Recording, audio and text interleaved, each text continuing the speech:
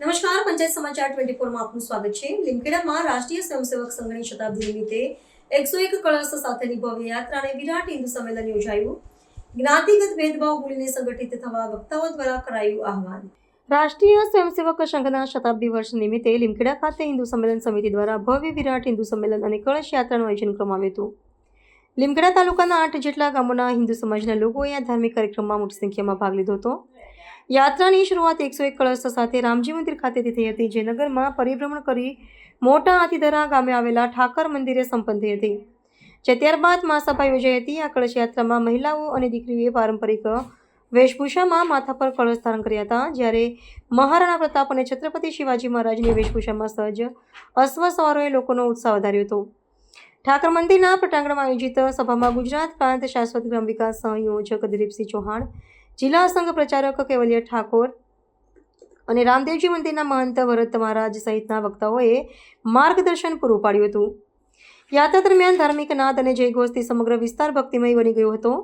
સંમેલનમાં ઉપસ્થિત વક્તાઓએ સમાજમાંથી જ્ઞાતિગત ભેદભાવ ભૂલીને સામાજિક સમરસતા જાળવવાનો સચોટ સંદેશ આપ્યો હતો. સંત કબીર સાહેબના ઉદાહરણ થકી સમજાવવામાં આવ્યું હતું કે ભિન્નતા વચ્ચે પણ એકતા જાળવવી આવશ્યક છે અને સમૂહમાં બેઠેલી સંગઠન શક્તિ જ સમાજને મજબૂત બનાવે છે. મોટી સંખ્યામાં ઉમટી પડેલા નાગરિકોની ઉપસ્થિતિ આ કાર્યક્રમને સફળ બનાવ્યો હતો, જેને સમગ્ર પંથકમાં ધાર્મિક, સાંસ્કૃતિક અને સામાજિક એકતાની ભાવનાને દ્રઢ કરી છે.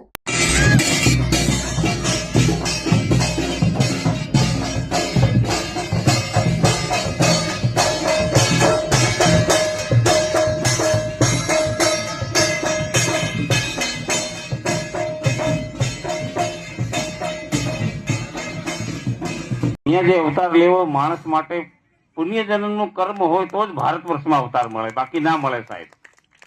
પાકિસ્તાનમાં નાખી આલીએ તો હમણાં અફઘાનમાં નાખી આલો તો, અમેરિકામાં નાખી આલો તો.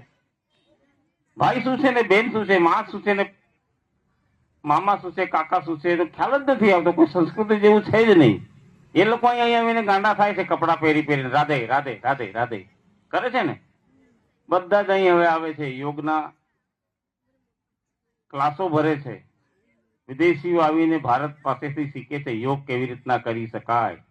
આપણા 4 શંકરાચાર્ય હવામાં ઉડીને આવતા હતા, મરેલા મરદાને સજીવન કરતા હતા, જગતગુરુ આદિ શંકરાચાર્ય. આ તો ઠોકર મારીને આપી દેનારો દેશ છે. રાજા ભરતરી, ગોપીચંદ, બુદ્ધ અને મહાવીર ઠોકરમાં રાજમહેલ, રાજકુંવર, 12 લાખ માળવાના રાજા એ ઠોકર મારી નીકળી ગયેલા છે, એક ભગવો ભેગ પહેરીને. એવો આ દેશ છે. સંસ્કૃતિ કેવી હોય. એટલે ખરેખર હિન્દુ ધર્મનું ગૌરવ હોવું જોઈએ. હું ભાગ્યશાળી છું કે ભારત વર્ષમાં જન્મ્યો.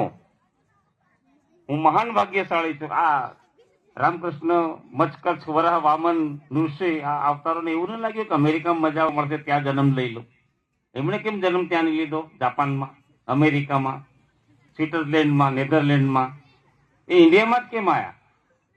કે હરિદ્વારે હરિના દરબારમાં જવાનું પ્રથમ પગથિયું છે. હિમાલયથી એની શરૂઆત થાય છે. હિમાલયથી હિન્દ મહાસાગર સુધીની વાત. અહીંયા કચ્છમાં જાઓ તમે, કોઈએ મંગાડ્યો છે કટોરો એક? મક્કાથી મદીનાથી રામદેવરામાં કટોરો મંગાડ્યો ને તો હું પાણી પીવું કે આ ખીર તારી ખાવું એમ કીધેલું, ત્યારે મક્કાથી કટોરા લઈ આવેલા ઠેક રામદેવરામાં. આ સંતોને મહંતોએ એક ચોકારતીના માધ્યમથી 12 બીજના ધણીને સમરીને એક જોત પ્રગટાવીને પાઠ પૂરીને આ હિન્દુ ધર્મને જીવતો રાખ્યો છે. એમને નતમસ્તક વંદન કરવા જોઈએ. ભલે સંપ્રદાય વધે પણ હિન્દુ ધર્મને જકડી રાખ્યો છે. આ નાના નાના સંતો ગામડે ગામડે જાય છે, રાત્રે ભજન અને કીર્તન કરે છે, મંડળી કરે છે, અને આપણી સંસ્કૃતિને બીજી જગ્યાએ કન્નડવટ થવા દેતા નથી. એવી આપણી સનાતન સંસ્કૃતિ છે.